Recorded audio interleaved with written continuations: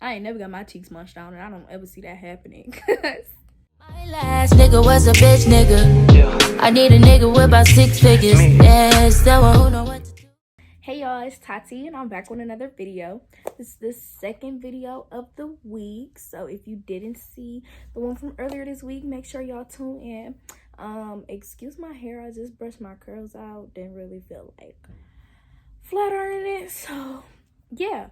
But if you're a new subscriber or new to the channel, welcome. Make sure you go back and watch other videos to get to know me and see everything that I've already put out, and make sure you like and subscribe. So yes, I asked everybody on all my social medias to give me questions and topics. These are questions from males and females. It is, hold on, my iPad locked. It is 20 questions. Please excuse my edges, y'all. I can't really lay down edges for real. I'm still practicing on that, so they're gonna be looking a little crazy. Don't be talking about me. But 20 questions, and let's get into it. So the very first question is, what is like being a woman in today's society, and do you feel it's hard to speak up? When I first seen this question, I contemplated on it because I really feel like the question is 50-50. It's hard being a woman in this society because a lot of things that's done to us is they try to blame it on us. Like they say it's our fault. And then it's a lot of double standards in the world. They say we got equal rights, but it's still not equal for real. It's not 100%. So yeah, do I feel it's hard to speak up? No, I personally speak up. If I feel like it really needs to be heard or really needs to be said, I will say it. I feel like if you feel that way, you need to say it. Don't be ashamed. Don't be scared. Next one is beauty routines. So I have to change up my beauty routines a lot just because I have very oily skin. So after a while, it gets really used to the routine that I'm doing, and it converts back to its old ways, and the routine doesn't work. But for a minute, so much. But for a minute, the longest routine I had was using Proactive. It was Proactive Teen. It was really, really good. Like almost, I want to say for a few months, somewhat going into a year. But then I eventually had a chemical reaction to it. So why did the camera fall? I'm so sorry, y'all. So my skin got adapted to it all over again. My screen is moving. I don't know if y'all can tell.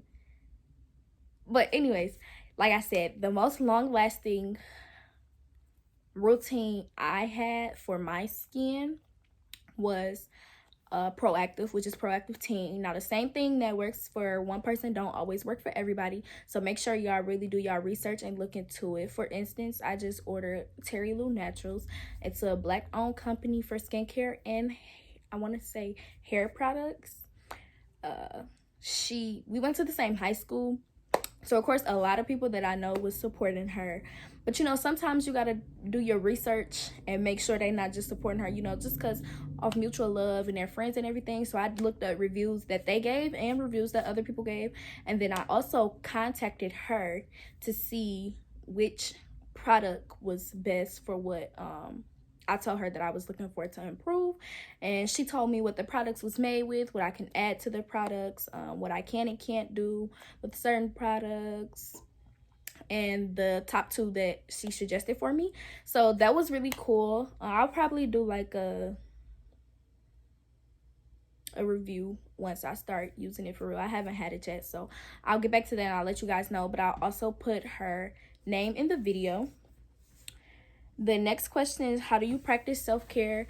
Me, I do self-care by treating myself. So when I was staying on campus and still doing face-to-face classes, every 2 weeks, I'll take one day out of a week and treat myself. I'm real big on getting my hair and nails done, so I don't really 100% always count that as self-care, but if it had been a minute since I got all of that done, I will get my hair, my nails done, my toes. I will treat myself to the movies, out to eat, go shopping, but I'll do all of it by myself, just to take time to clear my head, think to myself, get my thoughts together, and go over my last 2 weeks. So I personally, I suggest that a lot, because before I really started doing that, I mean, I wasn't as stressed in high school as I am in college. So I still did self-care, but it was more so at home. But college be stressing me out. So sometimes I just need to take a break from everything and just think about myself. So don't forget to do that. It's very important. Okay. Next question. How to deal with your period. I hate periods, but I always start cramping like a week or two before. So it's like pre-cramps. I don't know if everybody get those, but I do. So I always prepare myself. I start drinking way more water, start eating healthier, with the vitamins and everything. I suggest everybody, if you don't log your period, to log it. It's plenty of apps that you can use that logs your period for you, let you know when it's coming up and everything like that. I have a heating pad. Heating pads really work. I take a leave for mine because personally my body has adapted to everything else, and the leave is the only thing that's actually helping. But make sure you always eat before you take medicine, because at first I used to didn't eat before I took my medicine, and it never ended pretty.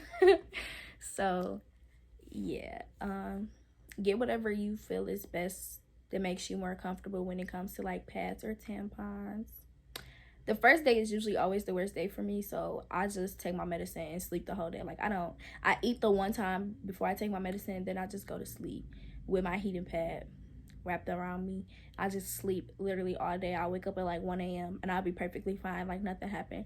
But I still take medicine throughout the week, because every now and then I'll get like a little cramp.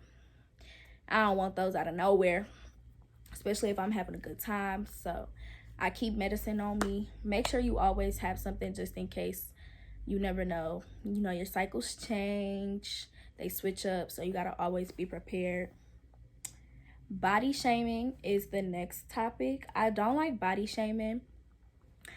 You never really know what people are going through or why they are the size that they are. So I feel like body shaming sucks. It's a 0 out of 10, because I know somebody, they like always used to call her like, oh, you so little, you so small, you need to eat. But she has an underlying condition to where she can't help that.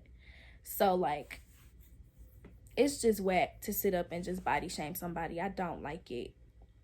I know some people do it just to try to be funny, but it's not funny, because like I said, you never really know what they're going through. Somebody can really be going through something to where they can't help their weight. But y'all, dealing with insecurities. I have insecurities. My main insecurity, I really only would say I have one, because nothing else really bothers me but my weight. I've always been a pretty thick girl, thicker than a snicker, as they say. But I've always been in some type of activity. So I've always cheered, danced. I was a cheer coach, so I was still somewhat moving. And I didn't really stop doing activities until college. So now it's kind of like I have to adapt to this new form of me. And all my friends be like, you're not big. And I'll put on certain things, be like, I don't like that. And everybody else be like, oh, that's so cute on you. So I feel like insecurities come within. It's really us judging ourselves. You just have to learn to love yourself and work with it. It takes time. I mean, I'm accepting my stomach now because I'm still cute at the end of the day. Period. But I am working out to get to where I want to be and where I would like to be. So just work with yourself, with your insecurity. You really don't have to talk to it with nobody else if that don't make you feel any better. But if you feel like you need to talk to somebody, talk to like a therapist or something if you're not comfortable talking to a friend or your parents, things like that. But yeah, everybody have insecurities. I feel they just don't admit it, and I feel like the more you admit it and the quicker you are to admit it, the faster getting over it occurs. Of course, once you learn to love yourself and everything. But if you try to I don't have no insecurities, ain't nothing wrong with me. Now, if you really don't have no insecurities, I'm not saying nothing is wrong with that. Kudos to you, because self-confidence is 100%. Everybody needs self-confidence. But if you do have an insecurity and you try to play it off like you don't, it's gonna be in the back of your head 24/7. So it's gonna be eating you alive while you trying to front like you don't have no insecurities, and that's gonna hurt you more. If you accept your insecurities and try to work on them, especially when people throw them at you, it won't hurt as bad. Like, I have people that I know they just be, well, some of them just be messing with me, but they be like, dang girl, you not big, or look at you getting thick, you getting big, all the other stuff. That don't mess with me because I already know that. I accept it myself. Like I said, I'm working on it to make it better. Camera didn't fail again. But next question. Do you always tell your friends when you start to talk to someone? No, I do not. I feel like I don't have to. I don't need to.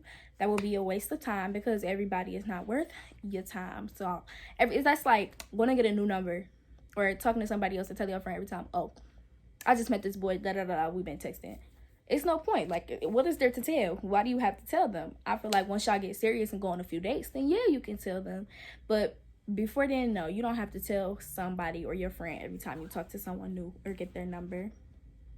Unless you've been plotting on it for a minute and you told your friend, like, girl, I'm gonna get his number, I'm plotting on him, and then you finally get it, like, girl, guess what? That's different.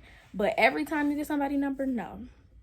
The next question is, first thing y'all look for in a guy. First thing I look for is personality. If your personality suck, I'm really not gonna talk to you for real.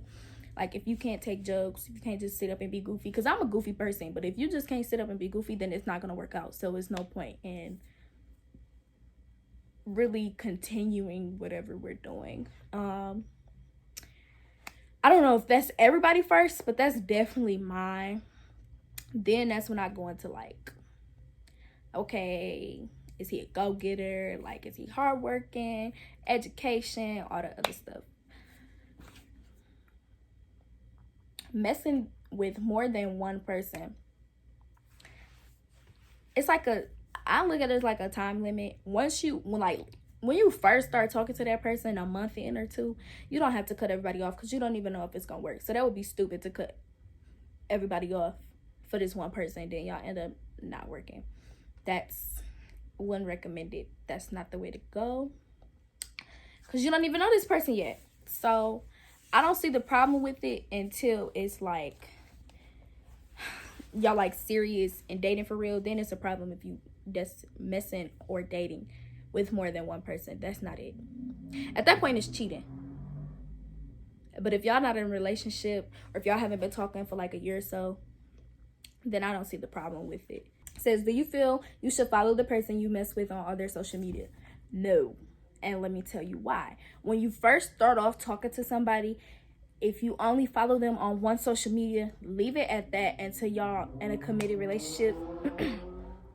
And the reason I say that, most people are like, girl, is you crazy? The reason I say that is because when you follow somebody that you mess with on social media, every little thing you post is going to mess with you. You're gonna think it's about you. It's gonna irritate you. You're gonna be thinking, who he talking about, why he's saying this, or why he or she saying this, why they posting this, what was the point of this. You're gonna feel like they throwing shade. So no, I feel like social media brings in a lot of problems and conflicts that most of the time wouldn't even happen if it wasn't for that one little post. So I feel like until y'all are in a committed relationship and really dating, y'all should not follow each other on all social media. The next question is, how long do you talk to someone before you're ready to commit? You never know when you're ready to commit until you're ready, if that makes sense. So everybody has a different time limit on everything, but if you're going to put a time limit on it, I feel like after a year, maybe two, depending on how rocky the year was and how consistent y'all was, then y'all can start dating and commit to each other. But before then, I feel like really just getting to know a person and just going out on dates is fine. Now, if y'all doing like real hardcore relationship stuff before the year or whatever, then yes, y'all need to commit to each other, because don't sit up here and be treat me like I'm your girlfriend or your boyfriend, and then when I'm ready to commit, it's a problem because we're already doing boyfriend and girlfriend stuff. But if y'all really just dating, getting to know each other, texting, FaceTime and stuff like that here and there, waiting a year is not that bad. I mean, Back in the old days, our grandparents, great grandparents, and stuff like that, they would date for 10 years, then get engaged after 10 years, then be married for 5 years. Like, you can't put a rush on things. It all comes with time. If they never want to commit to you, move on. It might be hard, but that's just what we got to do. Things to look for in a relationship. It's a lot to look for in a relationship. I'm a hopeless romantic, so I'm not gonna lie, I look for a lot. I like surprise dates. I like when he say I want to go out and he come up with the idea instead of it's always me.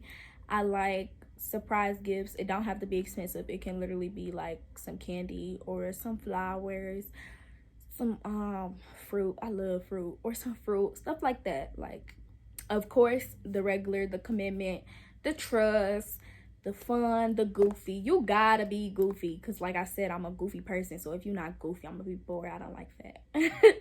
So yeah, that's all to look for in a relationship. You just looking for that partnership, you know, your other half, your better half, somebody that makes you better. If you feel like they're not making you better, then no, they're not the ones for you, because y'all supposed to uplift each other. It can't be one person all the way up here and then the other one down here. That's not compatible.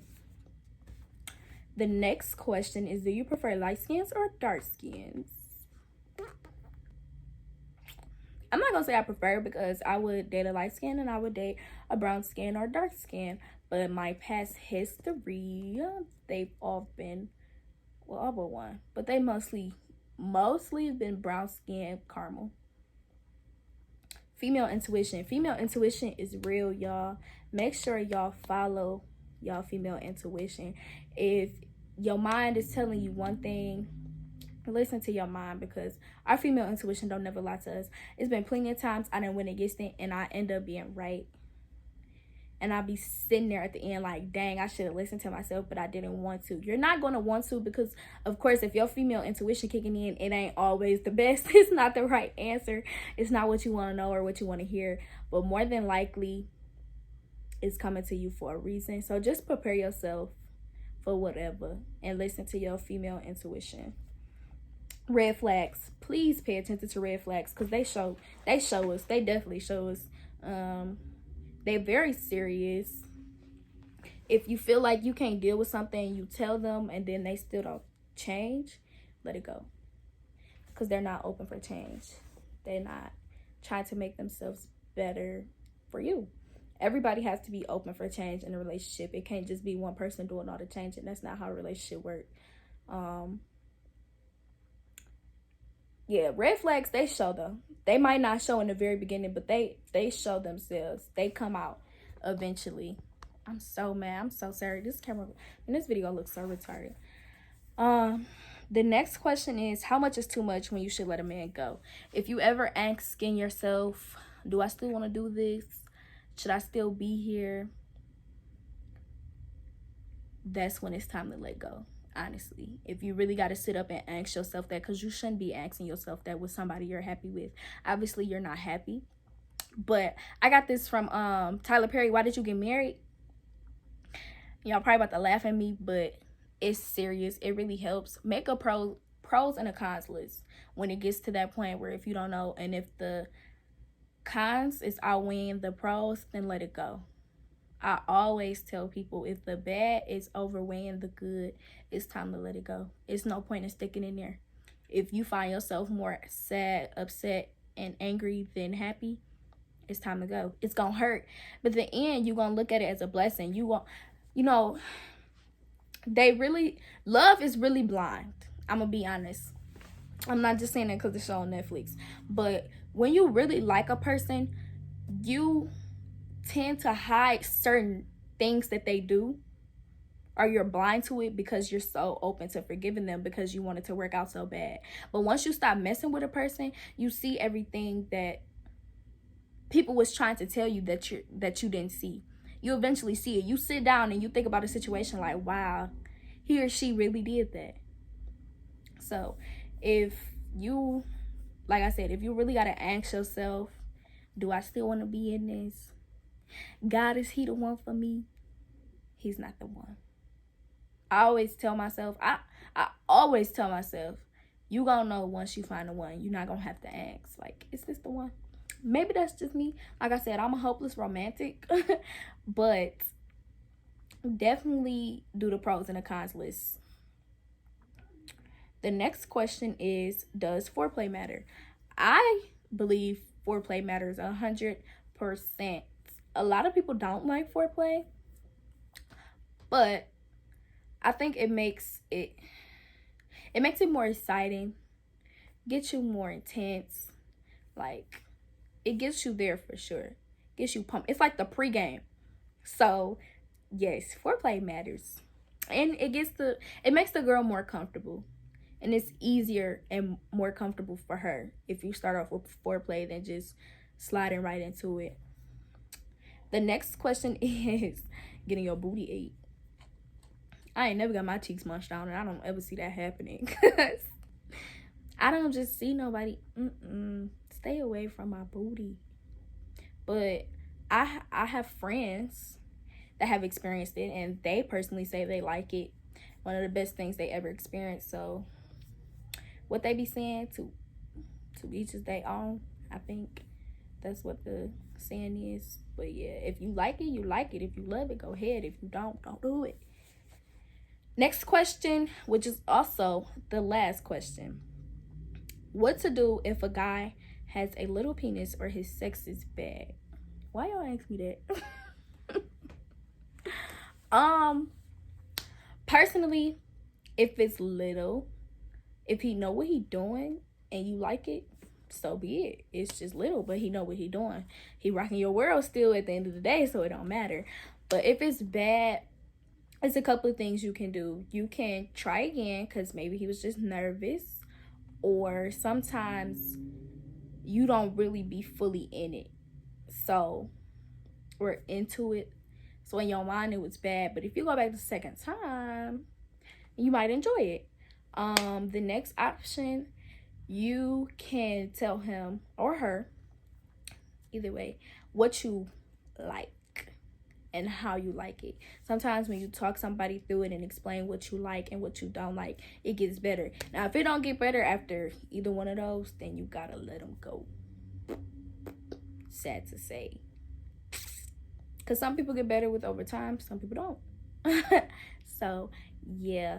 If you have any more questions that you want to ask me, any more topics that you would like me to talk about, or if you would like me to talk more about any of these questions or topics, just let me know. I'll be happy to do a part 2.